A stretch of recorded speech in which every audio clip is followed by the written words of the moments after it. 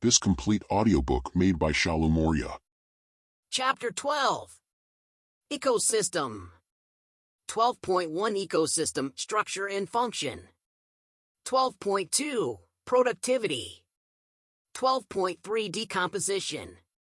12.4 Energy Flow. 12.5 Ecological Pyramids. An ecosystem can be visualized as a functional unit of nature, where living organisms interact among themselves and also with the surrounding physical environment. Ecosystem varies greatly in size from a small pond to a large forest or a sea. Many ecologists regard the entire biosphere as a global ecosystem, as a composite of all local ecosystems on Earth. Since this system is too much big and complex to be studied at one time, it is convenient to divide it into two basic categories, namely the terrestrial and the aquatic. Forest, grassland, and desert are some examples of terrestrial ecosystems. Pond, lake, wetland, river, and estuary are some examples of aquatic ecosystems. Crop fields and an aquarium may also be considered as man-made ecosystems. We will first look at the structure of the ecosystem, in order to appreciate the input, productivity, transfer of energy, food chain/web, nutrient cycling, and the output, degradation and energy loss. We will also look at the relationships, cycles, chains, webs that are created as a result of these energy flows within the system and their interrelationship. 12.1 Ecosystem Structure and Function. In earlier classes, you have looked at the various components of the environment, abiotic and biotic. You studied how the individual biotic and abiotic factors affected each other and their surrounding. Let us look at these components in a more integrated manner and see how the flow of energy takes place within these components of the ecosystem. Interaction of biotic and abiotic components result in a physical structure that is characteristic for each type of ecosystem. Identification and enumeration of plant and animal species of an ecosystem gives its species composition. Vertical distribution of different species occupying different levels is called stratification. For example, trees occupy top vertical strata or layer of a forest, shrubs the second, and herbs and grasses occupy the bottom layers. The components of the ecosystem are seen to function as a unit when you consider the following aspects. 1. Productivity. 2. Decomposition. 3. Energy flow. And 4. Nutrient cycling. To understand the ethos of an aquatic ecosystem, let us take a small pond as an example. This is fairly a self-sustainable unit and rather simple example that explain even the complex interactions that exist in an aquatic ecosystem. A pond is a shallow water body in which all the above-mentioned four basic components of an ecosystem are well exhibited. The abiotic component is the water with all the dissolved inorganic and organic substances and the rich soil deposit at the bottom of the pond. The solar input, the cycle of temperature, day length, and other climatic conditions regulate the rate of function of the entire pond. The autotrophic components include the phytoplankton, some algae, and the floating, submerged and marginal plants found at the edges. The consumers are represented by the zooplankton, the free-swimming and bottom-dwelling forms. The decomposers are the fungi, bacteria, and flagellates, especially abundant in the bottom of the pond.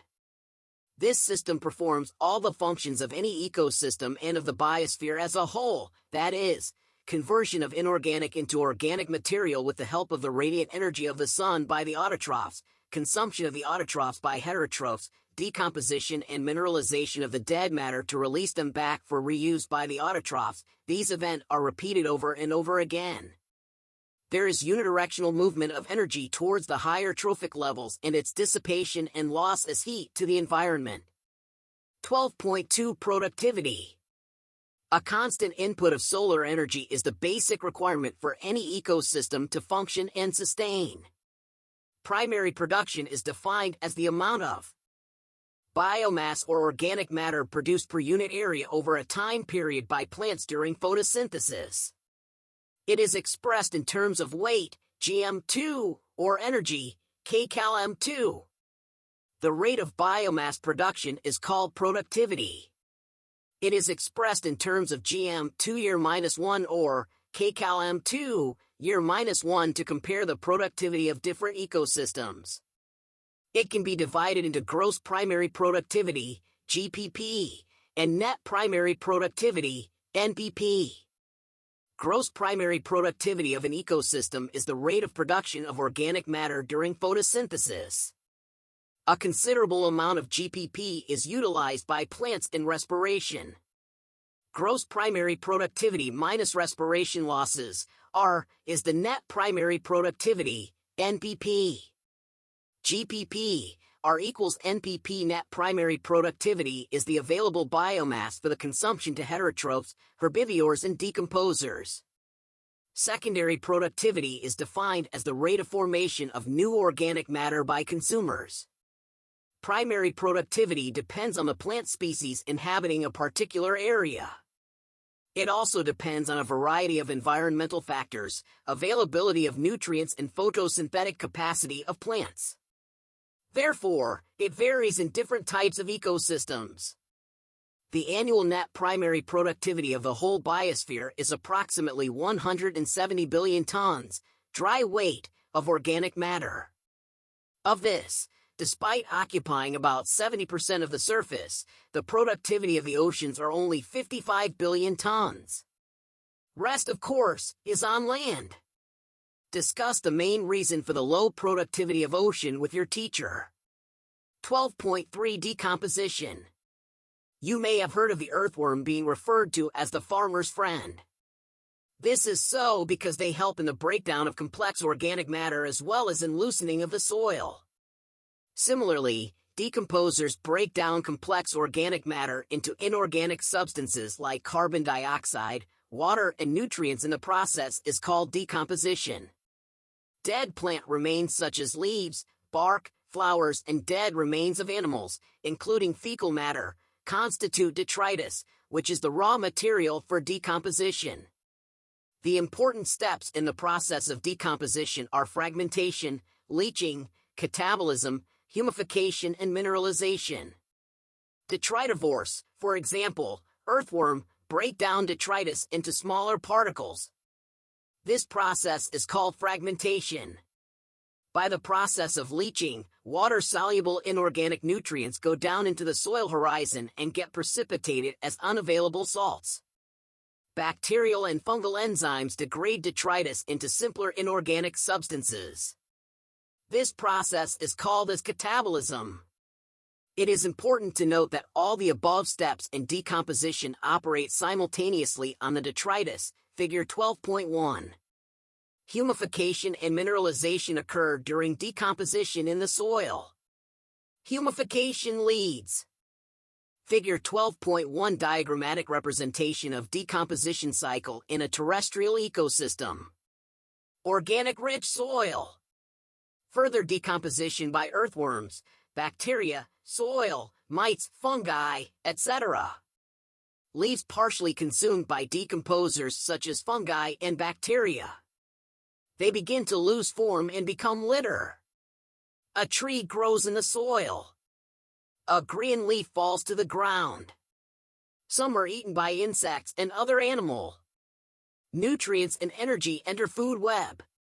Some nutrients leach into soil by chemical action. To accumulation of a dark-colored amorphous substance called humus that is highly resistant to microbial action and undergoes decomposition at an extremely slow rate. Being colloidal in nature, it serves as a reservoir of nutrients. The humus is further degraded by some microbes and release of inorganic nutrients occur by the process known as mineralization. Decomposition is largely an oxygen-requiring process. The rate of decomposition is controlled by chemical composition of detritus and climatic factors. In a particular climatic condition, decomposition rate is slower if detritus is rich in lignin and chitin, and quicker if detritus is rich in nitrogen and water-soluble substances like sugars. Temperature and soil moisture are the most important climatic factors that regulate decomposition through their effects on the activities of soil microbes. Warm and moist environment favor decomposition, whereas low temperature and anaerobiosis inhibit decomposition, resulting in buildup of organic materials. 12.4 Energy flow. Except for the deep-sea hydrothermal ecosystem, sun is the only source of energy for all ecosystems on Earth. Of the incident solar radiation, less than 50% of it is photosynthetically active radiation, PAR. We know that plants and photosynthetic bacteria, autotrophs, fix sun's radiant energy to make food from simple inorganic materials. Plants capture only 2 to 10% of the PAR, and this small amount of energy sustains the entire living world. So, it is very important to know how the solar energy captured by plants flows through different organisms of an ecosystem. All organisms are dependent for their food on producers, either directly or indirectly. So you find unidirectional flow of energy from the sun to producers and then to consumers. Is this in keeping with the first law of thermodynamics? Further, ecosystems are not exempt from the second law of thermodynamics. They need a constant supply of energy to synthesize the molecules they require, to counteract the universal tendency toward increasing disorderliness. The green plant in the ecosystem are called producers. In a terrestrial ecosystem, major producers are herbaceous and woody plants. Likewise, producers in an aquatic ecosystem are various species like phytoplankton, algae, and higher plants. You have read about the food chains and webs that exist in nature. Starting from the plants, or producers, food chains or rather webs are formed such that an animal feeds on a plant or on another animal and in turn is food for another. The chain or web is formed because of this interdependency. No energy that is trapped into an organism remains in it forever. The energy trapped by the producer, hence, is either passed on to a consumer or the organism dies. Death of organism is the beginning of the detritus food chain/web. All animals depend on plants, directly or indirectly, for their food needs. They are hence called consumers and also heterotrophs. If they feed on the producers, the plants, they are called primary consumers, and if the animals eat other animals which in turn eat the plants, or their produce, they are called secondary consumers. Likewise, you could have tertiary consumers too. Obviously, the primary consumers will be herbivores. Some common herbivores are insects, birds and mammals in terrestrial ecosystem and mollusks in aquatic ecosystem. The consumers that feed on these herbivores are carnivores, or more correctly primary carnivores, those secondary consumers. Those animals that depend on the primary carnivores for food are labeled secondary carnivores. A simple grazing food chain, GFC, is depicted below. The detritus food chain, DFC, begins with dead organic matter. It is made up of decomposers which are heterotrophic organisms, mainly fungi and bacteria. They meet their energy and nutrient requirements by degrading dead organic matter or detritus. These are also known as saprotrophs, sapro, to decompose. Decomposers secrete digestive enzymes that break down dead and waste materials into simple, inorganic materials, which are subsequently absorbed by them. In an aquatic ecosystem, GFC is the major conduit for energy flow. As against this, in a terrestrial ecosystem, a much larger fraction of energy flows through the detritus food chain than through the GFC. Detritus food chain may be connected with the grazing food chain at some levels. Some of the organisms of DFC are prey to the GFC animals, and in a natural ecosystem, some animals like cockroaches, crows, etc., are omnivores. These natural interconnection of food chains make it a food web. How would you classify human beings? Organisms occupy a place in the natural surroundings or in a community according to their feeding relationship with other organisms. Based on the source of their nutrition or food, organisms occupy a specific place in the food chain that is known as their trophic level. Producers belong to the first trophic level, herbivores, primary consumer, to the second and carnivores, secondary consumer, to the third, figure 12.2.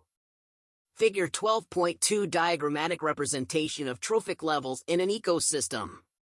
Produces, or first trophic level, I mean plants, for examples phytoplankton, grass, tree. Primary consumer, or second trophic level, I mean herbivore, for example zooplankton, grasshopper, and cow. Secondary consumer, or third trophic level, I mean carnivore, for examples birds, fishes, wolf. Tertiary consumer, or fourth trophic level, I mean top carnivore, for example man, lion. The important point to note is that the amount of energy decreases at successive trophic levels. When any organism dies, it is converted to detritus or dead biomass that serves as an energy source for decomposers. Organisms at each trophic level depend on those at the lower trophic level for their energy demands. Each trophic level has a certain mass of living material at a particular time called as the standing crop. The standing crop is measured as the mass of living organisms, biomass, or the number in a unit area. The biomass of a species is expressed in terms of fresh or dry weight. Measurement of biomass in terms of dry weight is more accurate. Why? The number of trophic levels in a grazing food chain is restricted as the transfer of energy follows 10% law. Only 10% of the energy is transferred to each trophic level from the lower trophic level. In nature, it is possible to have so many levels: producer, herbivore, primary carnivore, secondary carnivore in the grazing food chain. Figure 12.3. Figure 12.3 energy flow through different trophic levels. Main energy source like the sun. And then first trophic level producers like plants. Second trophic level primary consumers like herbivores. Third trophic level secondary consumers like carnivores. Fourth trophic level tertiary consumers like top carnivores. Do you think there is any such limitation in a detritus food chain? 12.5 Ecological pyramids. You must be familiar with the shape of a pyramid. The base of a pyramid is broad and it narrows towards the apex. One gets a similar shape, whether you express the food or energy relationship between organisms. At different trophic levels, this relationship is expressed in terms of number, biomass, or energy. The base of each pyramid represents the producers or the first trophic level, while the apex represents tertiary or top-level consumer. The three types of ecological pyramids that are usually studied are A. Pyramid of number, B. Pyramid of biomass, and C. Pyramid of energy. For detail, see Figure 12.4a, B, C, and D. Figure 12.4a. Pyramid of numbers in a grassland ecosystem. Only 3 top carnivores are supported in an ecosystem based on production of nearly 6 million plants. Figure 12.4b. Pyramid of biomass shows a sharp decrease in biomass at higher trophic levels. Figure 12.4c. Inverted pyramid of biomass. Small standing crop of phytoplankton supports large standing crop of zooplankton. Figure 12.4d. An ideal pyramid of energy. Observe that primary producers convert only 1% of the energy in the sunlight available to them into NPP. Any calculations of energy content, biomass, or numbers has to include all organisms at that trophic level.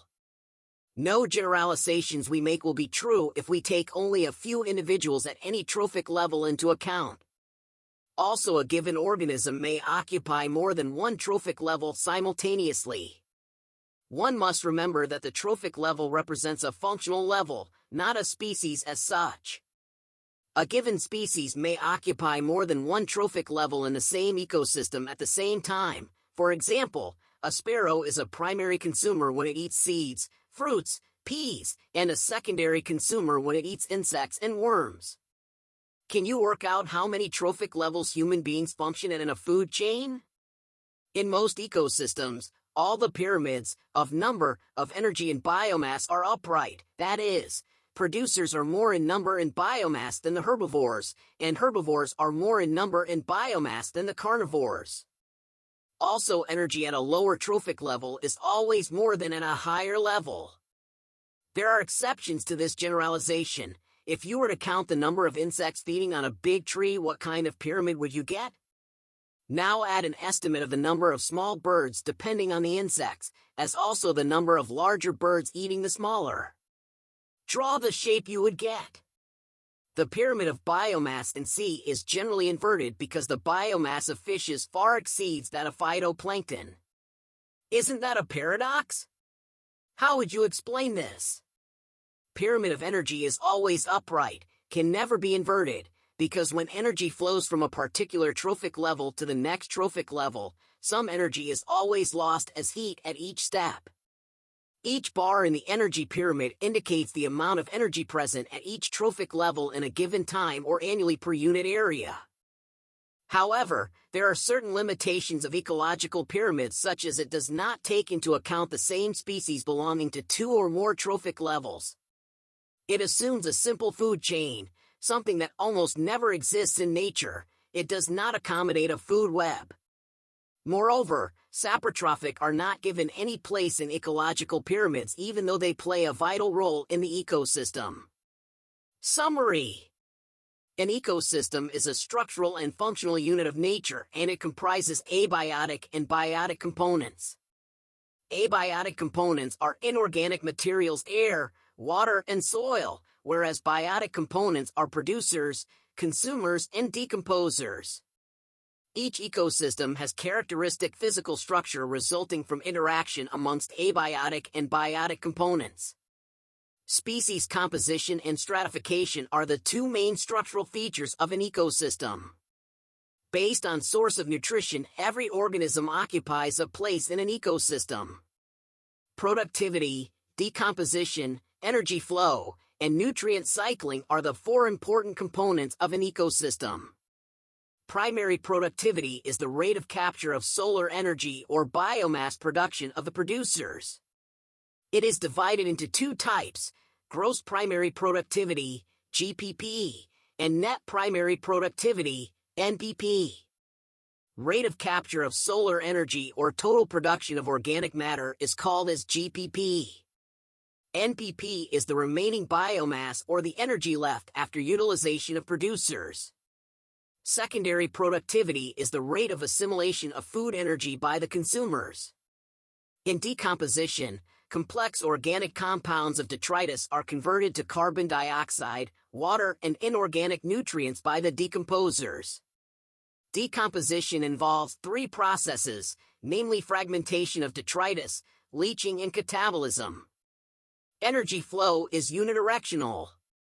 First, plants capture solar energy, and then food is transferred from the producers to decomposers. Organisms of different trophic levels in nature are connected to each other for food or energy relationship, forming a food chain. The storage and movement of nutrient elements through the various components of the ecosystem is called nutrient cycling. Nutrients are repeatedly used through this process. Nutrient cycling is of two types, gaseous and sedimentary. Atmosphere or hydrosphere is the reservoir for the gaseous type of cycle, carbon, whereas Earth's crust is the reservoir for sedimentary type, phosphorus. Products of ecosystem processes are named as ecosystem services, for example, purification of air and water by forests. 1. Fill in the blanks. Plants are called as because they fix carbon dioxide.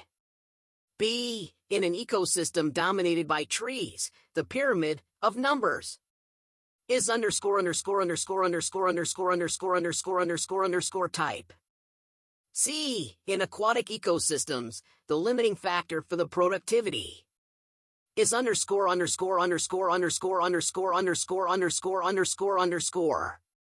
D. Common detritivores in our ecosystem are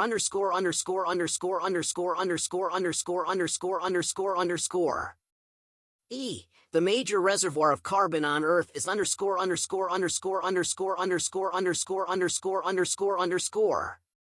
Two. Which one of the following has the largest population in a food chain? A. Producers. B. Primary consumers. C. Secondary consumers. D. Decomposers. 3. The second trophic level in a lake is A. Phytoplankton. B. Zooplankton. C. Benthos. D. Fishes. 4. Secondary producers are A. Herbivores. B. Producers. C. Carnivores. D. None of the above. 5. What is the percentage of photosynthetically active radiation, PAR, in the incident solar radiation? A. 100%. B. 50%. C. 1 to 5%. D. 2 to 10%. 6. Distinguish between A. Grazing food chain and detritus food chain. B. Production and decomposition. C. Upright and inverted pyramid. D. Food chain and food web. E. Litter and detritus. F. Primary and secondary productivity. 7. Describe the components of an ecosystem. 8. Define ecological pyramids and describe with examples pyramids of number and biomass. 9. What is primary productivity? Give brief description of factors that affect primary productivity. 10. Define decomposition and describe the processes and products of decomposition. 11. Give an account of energy flow in an ecosystem.